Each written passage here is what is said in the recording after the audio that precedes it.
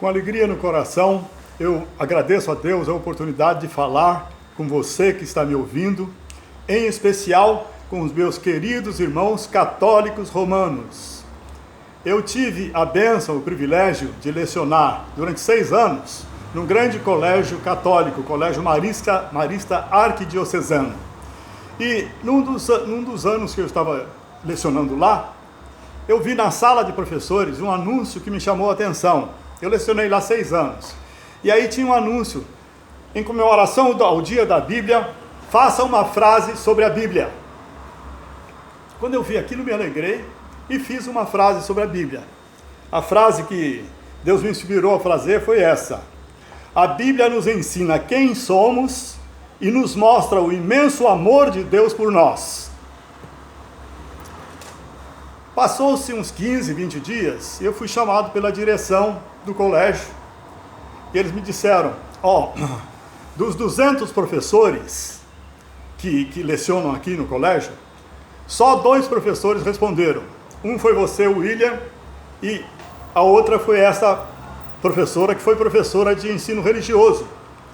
Então vejam vocês, de 200, apenas 2 se interessaram em dizer alguma coisa sobre a Bíblia. Isso é algo elucidativo, que mostra que a Bíblia Sagrada, a palavra de Deus, não era tão importante assim para os meus irmãos católicos. E então, a moça e eu recebemos um prêmio. Fomos premiados os 2. Eu recebi essa linda Bíblia aqui, É uma Bíblia Sagrada, ilustrada, da Edições Paulinas, e com uma boa tradução do original. Ora, a Bíblia Católica é igual à Bíblia Protestante, é igual à Bíblia Evangélica, ela só tem alguns livros históricos a mais. Mas tudo que tem na Bíblia Evangélica, tem na Bíblia Católica. Agora, todas as religiões têm tradições que são tradições humanas, criadas pelos homens e não inspiradas por Deus. Por exemplo, entre os evangélicos, há algumas denominações evangélicas que não aceitam o batismo das outras denominações evangélicas, das outras igrejas evangélicas. No entanto, a Bíblia Sagrada, a palavra de Deus, diz que só existe um batismo. Então, se a pessoa foi batizada numa igreja, no nome de Deus Pai, Filho e Espírito Santo, este é o batismo bíblico. Mas esta igreja, por causa da doutrina humana, não aceita o batismo das outras igrejas. E também não oferece a comunhão, a Santa Ceia, a cristãos de outras igrejas. Só quem é membro daquela igreja que participa da comunhão. Isso faz uma divisão no meio do povo de Deus, porque o reino de Deus é muito maior do que a sua igreja ou que a minha igreja. As nossas igrejas fazem parte do reino de Deus. Somos todos irmãos em Cristo Jesus. Foi Ele que morreu naquela cruz, no meu lugar, no teu lugar, para nos salvar. Então, mas não é só as igrejas evangélicas que deixam de lado algumas orientações, alguns mandamentos bíblicos e colocam doutrinas humanas no seu lugar. A Igreja Católica comete o pecado. A Igreja Católica, quando eu falo da Igreja Católica, eu estou falando da Igreja Católica Romana, dirigida pelo Papa e pelos cardeais. Eles, no correr dos anos, criaram doutrinas que são contra a Bíblia Católica. Então eu vou ler para você o que a Bíblia Católica fala sobre idolatria. Nós devemos amar só a Deus, idolatrar só a Deus, cultuar só a Deus. E aí eles dizem, não, nós não adoramos imagens, nós veneramos. Venerar e adorar é a mesma coisa. São palavras sinônimas, o sentido é exatamente o mesmo. Então, meu querido irmão católico, minha querida irmã católica, a palavra de Deus diz, e conhecereis a verdade, e a verdade vos libertará. O que é mais importante para você? As doutrinas humanas que você aprendeu com os padres, ou o que está escrito na palavra de Deus? O que é mais importante? O que o Papa e os cardeais dizem, e os padres, ou o que a palavra de Deus diz? A Bíblia Sagrada Católica Romana. Ela foi inspirada pelo Espírito Santo de Deus. A doutrina que está na Bíblia, a palavra da Bíblia, é mais importante do que a palavra de qualquer ser humano, seja ele papa, cardeal, bispo, ou padre ou pastor. Então, nós devemos obedecer à palavra de Deus e não à palavra dos homens. Então, e conhecereis a verdade, e a verdade vos libertará. eu vou ler para você o que a Bíblia Católica diz sobre idolatria. Exatamente o que dizem as Bíblias evangélicas protestantes. Está em Êxodo, capítulo 20, a partir do versículo 3. Não tenha outros deuses diante de mim, diz o Senhor. Não faça para vocês ídolos, nenhuma representação daquilo que existe no céu e na terra, ou nas águas que estão debaixo da terra. Não se prostre diante desses deuses, nem sirva a eles, porque eu, o Senhor seu Deus, sou um Deus ciumento.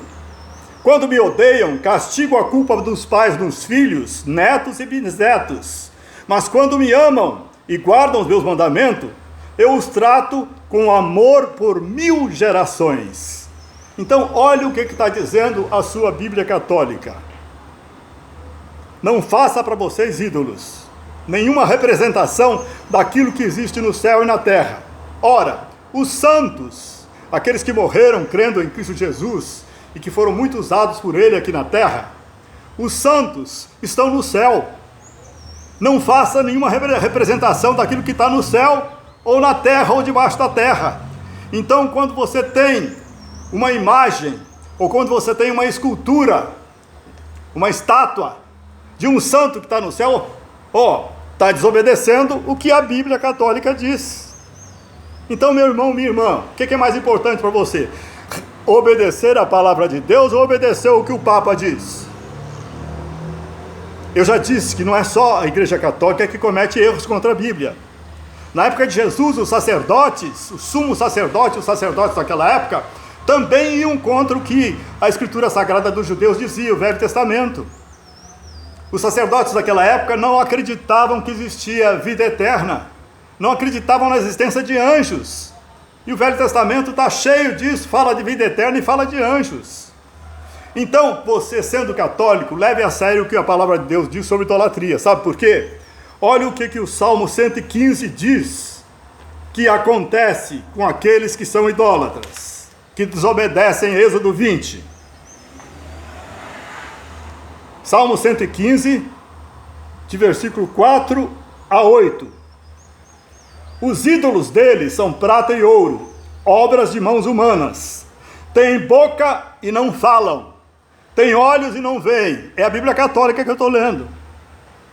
Têm boca e não falam, têm olhos e não veem, têm ouvidos e não ouvem, têm nariz e não cheiram, têm mãos e não tocam, têm pés e não andam. Sua garganta não tem voz. Aqueles que os fazem ficam como eles, todos aqueles que neles confiam. É uma advertência imensa contra a idolatria. Nós devemos adorar só a Deus. E Deus é espírito, Deus não tem corpo. E proíbe fazer imagens de quem está no céu, na terra ou debaixo da terra. Jesus está no céu, fazer a imagem de Jesus, mesmo sendo Jesus, está errado, está indo contra o mandamento da palavra de Deus. Então, meu querido, o mais importante é você obedecer o que a palavra de Deus diz, não as doutrinas humanas que foram colocadas no correr dos séculos na sua igreja. Obedeça a Deus e não a homens. Eu tenho uma história bastante ilustrativa que aconteceu a respeito de idolatria, que aconteceu com meu filho quando ele tinha 4 anos. Eu havia me convertido a Jesus por volta de 1 ano antes. Quando ele tinha cerca de 3 anos eu me converti. Então, quando ele fez 4 anos de idade, fomos visitar mamãe em Volta Redonda, no estado do Rio. Ele foi junto comigo, minha esposa ficou em São Paulo. E aí a mamãe fez o almoço, colocou o almoço sobre a mesa, e antes de comermos ela disse: William, ore, faça uma oração agradecendo o alimento. Fechei os olhos e orei, agradecendo a Deus o alimento. Quando eu disse amém, mamãe falou: o Mombi não fechou o olho. O nome do meu filho é Mombi William. Mamãe falou: o Mombi não fechou o olho. Eu olhei para ele e falou: não, eu não fechei. Aí eu perguntei para ele: você sabe para que a gente fecha os olhos quando está orando? Quando está falando com Deus? Ele falou: não sei. A gente não tinha esse hábito de orar nas refeições em casa, porque só havia 1 ano que eu tinha me convertido. A gente não orava para almoçar, jantar. Então foi a primeira vez que ele viu alguém orar, falar com Deus, agradecendo a refeição. eu percebi que ele não sabia por que a gente ora agradecendo a Deus na hora da refeição. Então, olhando para ele, eu comecei a explicar por que a gente fecha os olhos. E eu ia explicando, aí ele fechou os olhinhos dele, se concentrou de tal forma que as pálpebras batiam assim, aí eu parei de falar, e aguardei alguns segundos, ele continuou de olhinhos fechados, alguns segundos, eu acho que durou quase um minuto. Quando ele abriu o olho, eu falei, o que você viu? Ele falou, eu vi Jesus. Você viu Jesus? Você pode desenhar ele para nós? Depois que a gente almoçar, você desenha? Desenhe. Almoçamos, depois do almoço eu coloquei uma folha de sulfite na frente dele, com a caneta. Ele fez um homenzinho e colocou uns risquinhos, não só na cabeça, gente, mas em todo o corpo, para ilustrar o brilho do corpo de Jesus. Eu olhei o desenho e falei, Mombi, não dá para melhorar o desenho? Porque ele não era desenhista e tinha 4 anos. Entreguei para ele colocou mais uns risquinhos assim, em volta do corpo, me entregou. Eu olhei, mas ainda não fiquei satisfeito. Aí fiz a segunda pergunta, falei, dá para melhorar mais, Mombi? Ele olhou para mim e falou, pai, fecha os olhos e vê ele. Meu querido, minha querida, eu tive de explicar para ele que depois que a gente cresce, a imensa maioria de nós perde essa capacidade de ver o Espírito, de ver a realidade espiritual. Alguns cristãos têm esse dom sobrenatural, conseguem ver Jesus, conseguem ver os anjos. Eu não tenho essa capacidade. Então eu disse para o Mombi, depois que a gente cresce, a gente acaba perdendo essa capacidade. Pois bem, voltamos para São Paulo. Quando chegamos em São Paulo, minha esposa havia comprado uma linda gravura de Jesus para dar para o meu filho.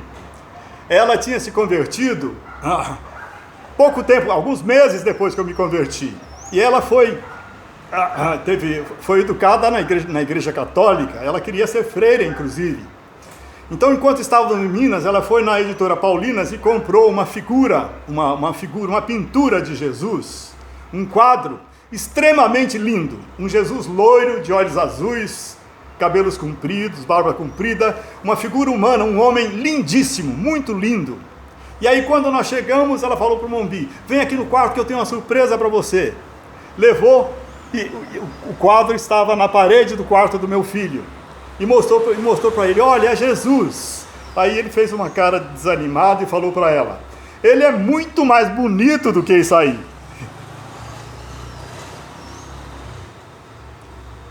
Não tem como expressar os seres espirituais. Não tem como expressar. O mais belo que o ser humano pode criar, não dá a mínima ideia do que é a realidade espiritual. Deus é espírito. E importa que aqueles que o adorem em espírito e em verdade. Você só consegue chegar a Deus em espírito, com o seu coração e com sinceridade. Deus é espírito. Adore a Deus em espírito. Que Deus te abençoe, meu irmão. Que Deus te abençoe, minha irmã. Em nome de Jesus, nosso Salvador. Alguns católicos chegam a dizer, você pode falar com Maria. Fale com a mãe que o pai atende. Fale com a mãe que o filho atende. Olha o que a palavra de Deus diz sobre isso. Jesus e Maria foram convidados para uma festa de casamento, as bodas de Caná da Galileia. E aí, de repente, faltou o vinho. Aí Maria foi correndo a Jesus e perguntou, Jesus, o vinho acabou, o que você pode fazer? Jesus falou para ele, fique calma, ainda não chegou a minha hora. Aí sabe o que Maria fez? Ela foi para os serventes, para os servos daquela casa e disse, façam tudo o que ele vos mandar fazer. Não adianta pedir para Maria, pedir para Jesus. Em primeiro lugar, não foi ela que morreu por você na cruz, foi Jesus. É o sangue de Jesus que salva você e que salva a mim e que salvou Maria. Se Jesus não tivesse morrido naquela cruz, porque ele era homem por ser filho de Maria, e Deus porque foi o Espírito Santo que o gerou, ele era 100% Deus e 100% homem. Se ele não tivesse morrido no seu lugar, no meu lugar e no lugar de Maria, ninguém iria para o céu. O sangue de Jesus, aquele que nunca pecou, é que quando ele morreu na cruz, derramou a última gota do seu sangue, pagando o preço do seu pecado, do meu pecado e até do pecado da mãe dele. Maria era uma moça maravilhosa, mas era filha de Adão e Eva, pecadora, como você e eu. Só que era uma moça exemplar, a melhor de todas aquelas que viviam naquela época especial que Deus escolheu para mandar o seu filho. Nós amamos Maria, mas nós adoramos a Deus Pai, Filho e Espírito Santo. E o adoramos em espírito. Eu e você, meu irmão, minha irmã católica. Louvado seja o nome do Senhor, que o Espírito Santo nos ensine a todos nós a adorar a Deus em espírito e em verdade.